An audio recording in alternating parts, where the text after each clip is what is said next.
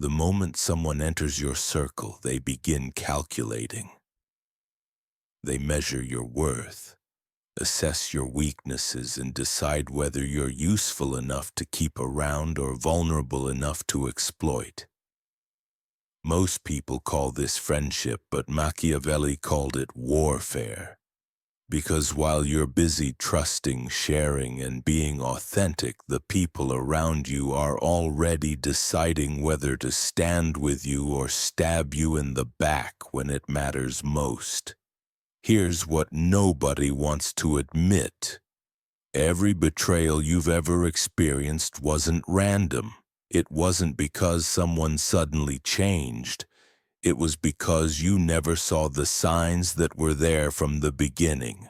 The friend who disappeared when you needed them most. The colleague who threw you under the bus. The person who smiled to your face while undermining you behind closed doors. They all revealed their true nature early. You just weren't looking for it. Machiavelli understood something most people refuse to accept.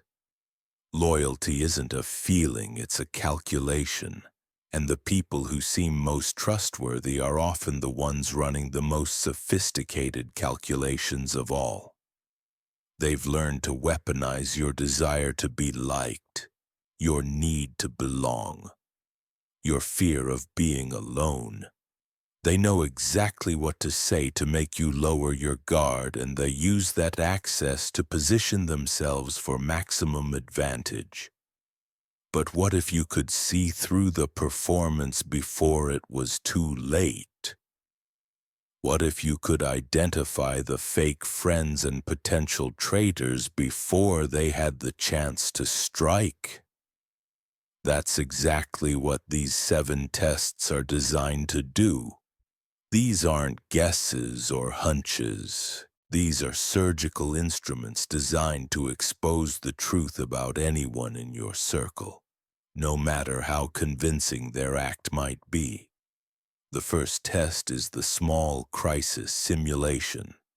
Create a minor emergency that requires immediate help. Nothing dramatic, just something that temporarily inconveniences you, and see who responds.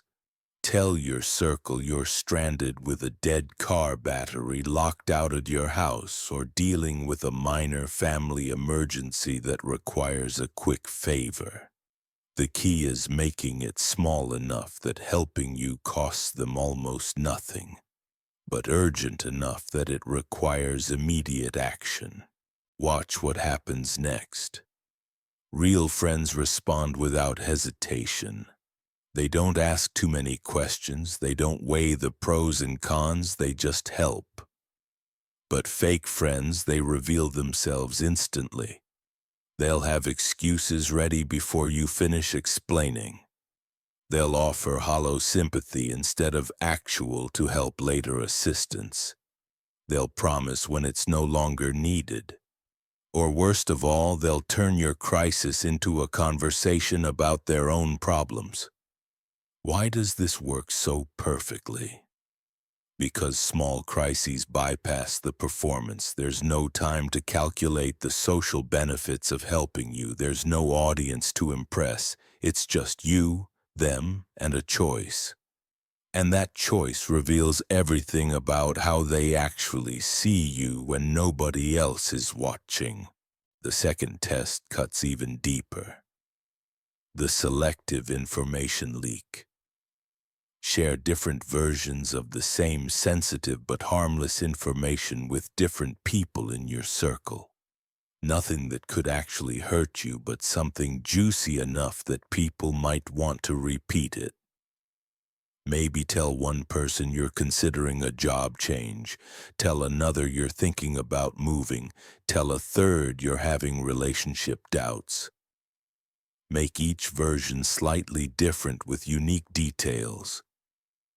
Then sit back and watch what happens. Within days, maybe weeks, you'll start hearing your own words come back to you through the network. But here's the genius part. You'll know exactly who leaked what because each person got their own unique version. The friend who swore they'd never betray your confidence will be exposed when their specific version starts making the rounds. This test doesn't just reveal who gossips. It reveals something far more dangerous. It shows you who treats your private information as social currency. These are the people who will sell your secrets for attention, approval, or advantage. And if they'll trade your harmless information today, they'll absolutely weaponize your real vulnerabilities tomorrow. The third test is the success-response analysis. Share a piece of genuinely good news with your circle. Not something that requires their help or input, just something positive happening in your life. A promotion, a new opportunity, a personal achievement, anything that represents you winning. Then study their reactions with surgical precision. Real friends celebrate your wins without reservation. Their joy is immediate and authentic. They ask questions because they're genuinely interested, not because they're fishing for details to use against you later. But fake friends, they can't hide their true feelings when you succeed. Watch for the micro-expressions that flash across their faces before they remember to perform happiness. Look for the forced smiles that don't reach their eyes. Listen for the backhanded compliments disguised as congratulations. The most dangerous response isn't anger or obvious jealousy. It's the immediate pivot. The person who hears your good news and instantly changes the subject to their own problems or achievements. They can't stand your moment in the spotlight, so they either dim it or redirect it. This reveals someone who sees your success as their failure, your gain as their loss. And that mindset always leads to sabotage.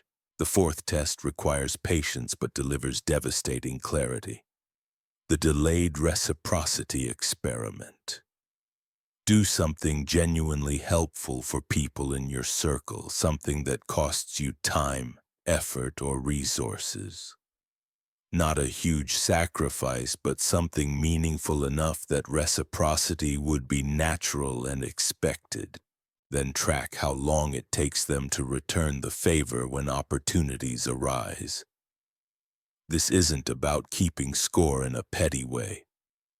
This is about understanding the fundamental dynamic of your relationship. Real friends operate on natural reciprocity. They remember your kindness and look for ways to return it. They feel genuine gratitude and express it through actions, not just words. But fake friends treat your generosity as their entitlement. They accept your help as if it's owed to them, and they never feel the need to balance the scales. The most telling response is when they act surprised or even annoyed when you need something from them after helping them.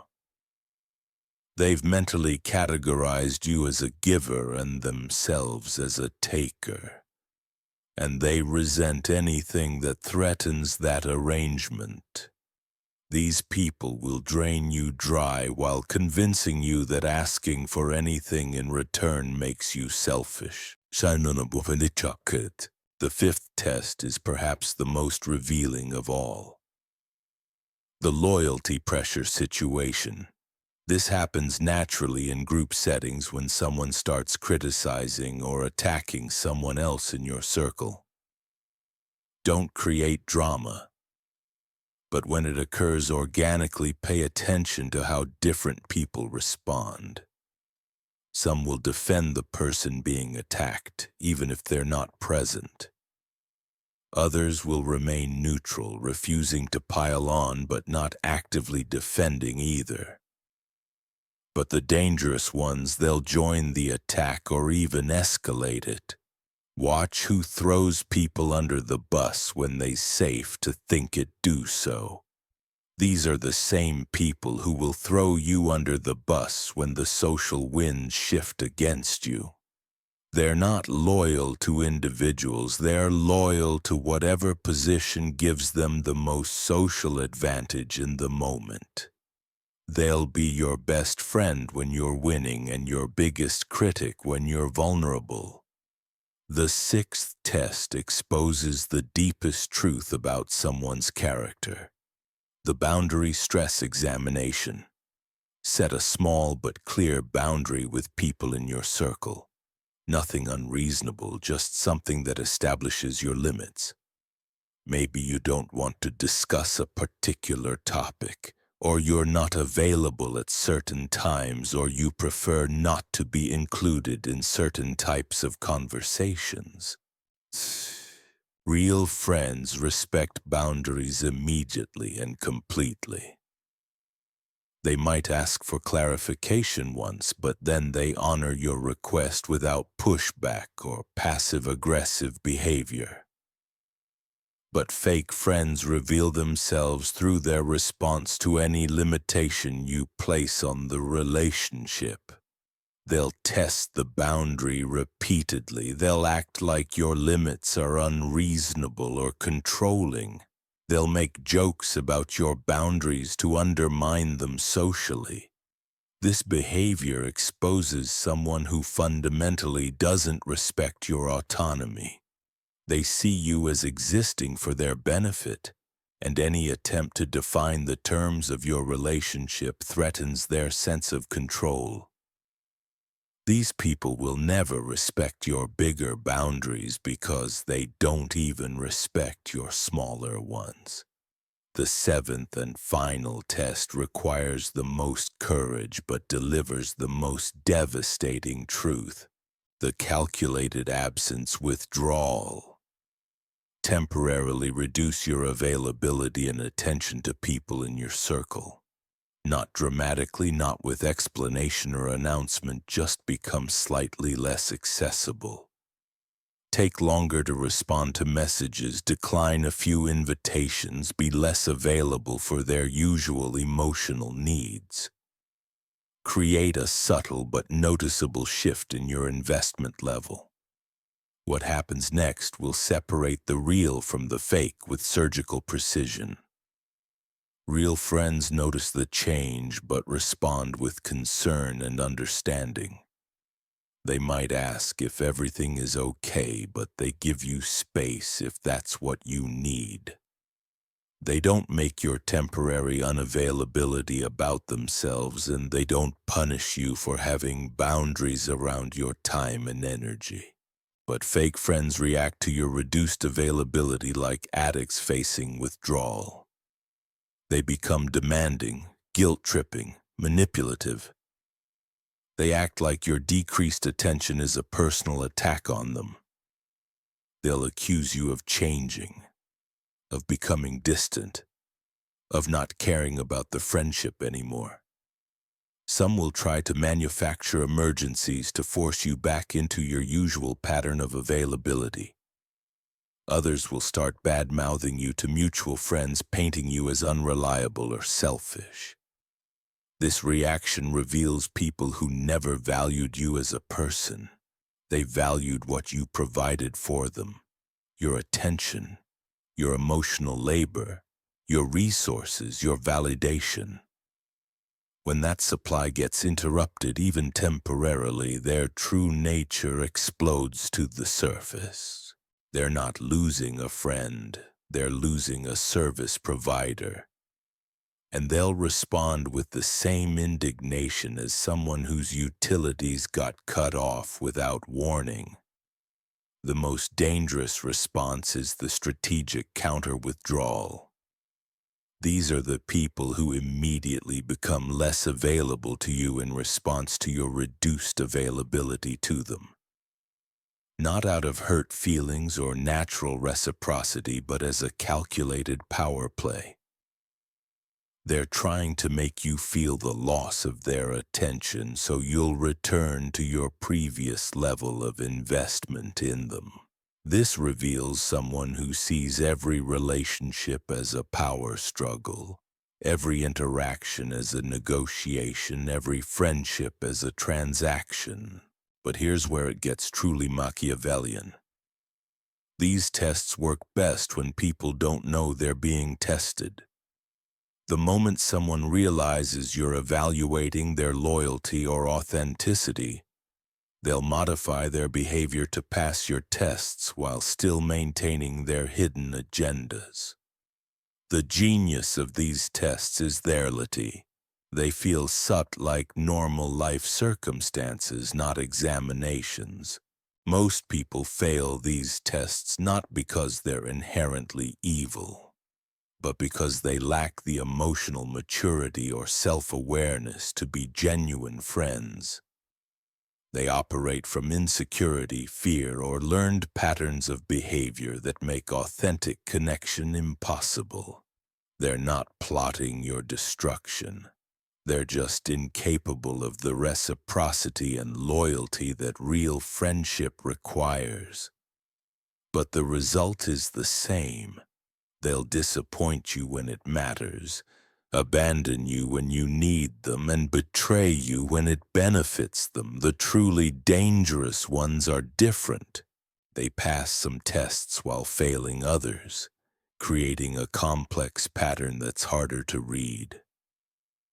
They might help you in a crisis but gossip about your successes. They might respect your boundaries but disappear during your calculated absence. These people are running longer-term strategies. They're smart enough to invest in the relationship when it serves their purposes while positioning themselves to exploit you when the opportunity arises. Understanding these patterns changes everything about how you navigate relationships. You stop giving the benefit of the doubt to people who've already shown you their true nature. You stop making excuses for behavior that consistently falls below the standard of genuine friendship. You stop investing emotional energy in people who see that investment as weakness rather than gift. But more importantly, you start building a circle of people who consistently pass these tests. People who show up in crises, who guard your secrets, who celebrate your wins, who reciprocate your kindness, who defend you when you're not present, who respect your boundaries and who value your presence rather than just what you provide. These people exist, but you'll never find them if you don't know how to separate them from the performers, users, and traitors. The real power in these tests isn't just identifying who to remove from your circle. It's knowing who deserves your deepest trust, your genuine vulnerability, your most valuable resources. Because once you know who's really on your side, you can stop wasting energy on relationships that were never real in the first place. Their true nature through this failed test is valuable information. Every person who reveals examinations is someone you now understand completely. You know their limitations, their motivations, their likely behavior in future situations. That knowledge is power, and power properly applied becomes protection. This is where most people make their biggest mistake. They run these tests, identify the fake friends and traitors, and then do nothing with that information. They keep the same people in their circle hoping things will change. They make excuses for failed tests, convincing themselves that maybe the person was just having a bad day or going through something difficult. They dilute the power of their discoveries by refusing to act on them.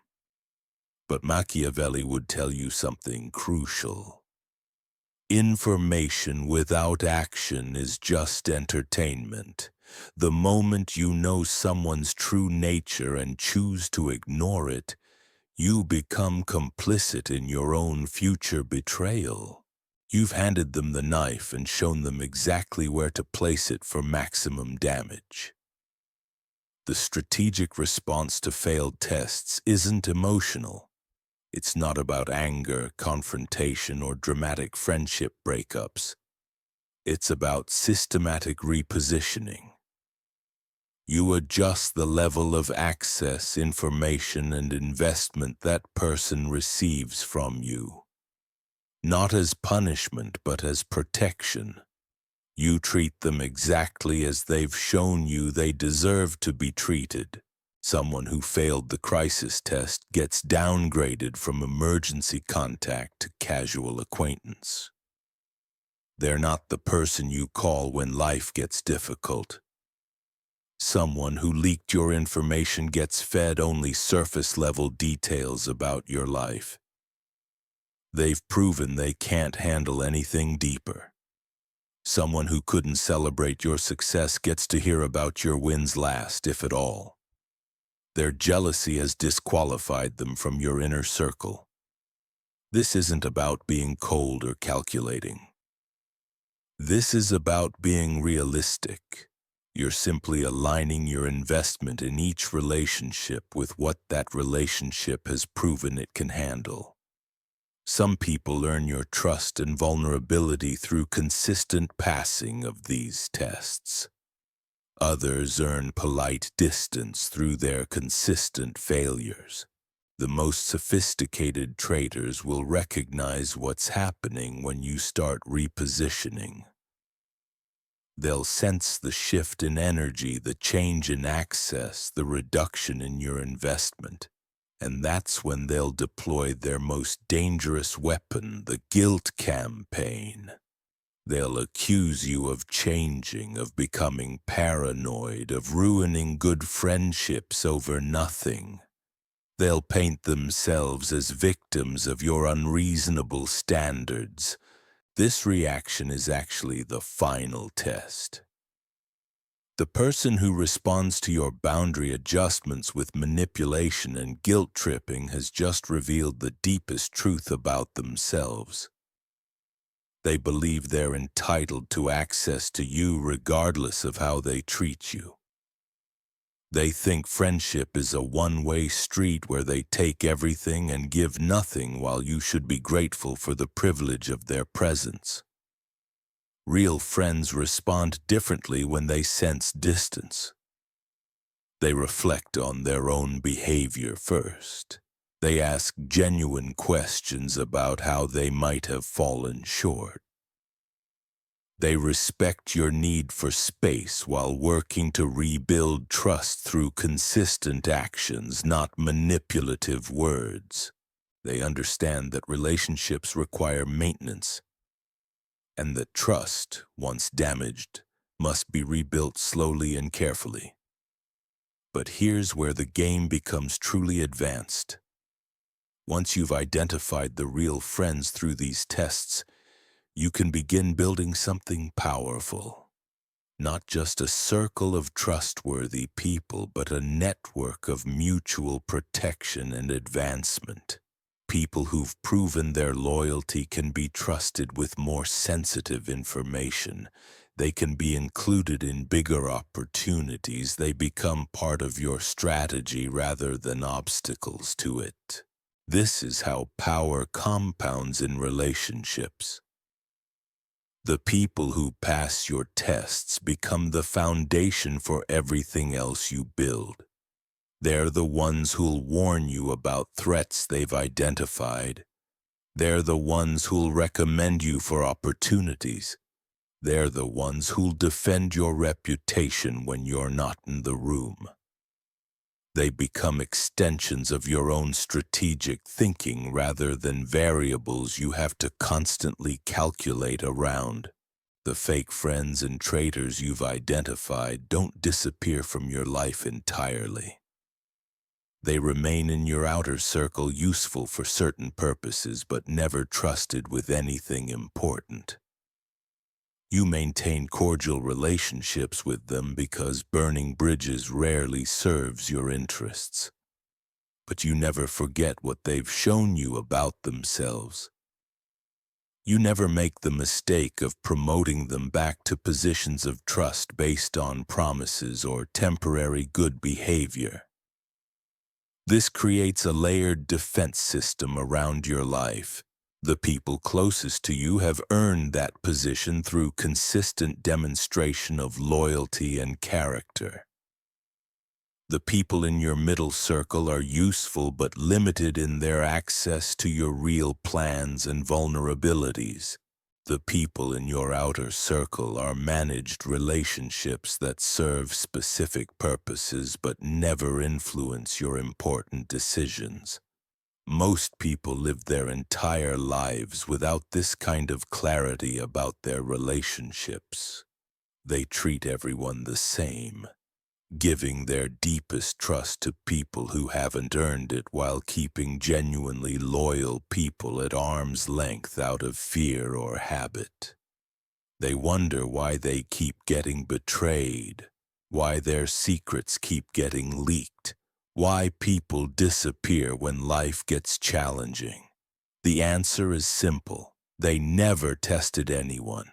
They never gathered the intelligence they needed to make smart decisions about trust and access. They operated on hope instead of evidence, on potential instead of proof. And hope, while beautiful, is a terrible foundation for strategic relationships. These 7 tests change that dynamic completely. They give you the evidence you need to make informed decisions about every person in your circle. They reveal who deserves your trust and who deserves your caution. They show you who will stand with you when everything falls apart and who will be the first to distance themselves when association with you becomes inconvenient. But perhaps most importantly, they reveal something about yourself. How you respond to the results of these tests shows you whether you're serious about protecting yourself or whether you're still operating from emotional neediness and fear of being alone. The person who continues investing in relationships that consistently fail these tests isn't being kind or loyal. They're being self-destructive. Now you have the tools. 7 precise tests that cut through every mask, every performance, every carefully constructed lie that people use to hide their true nature. But tools without action are worthless, and knowledge without application is just entertainment. The choice you make next determines whether you remain vulnerable to betrayal or become untouchable through intelligence. Use these tests, trust the results, and build your circle based on evidence, not hope. Because in a world full of actors, the person who can see through the performance holds all the power.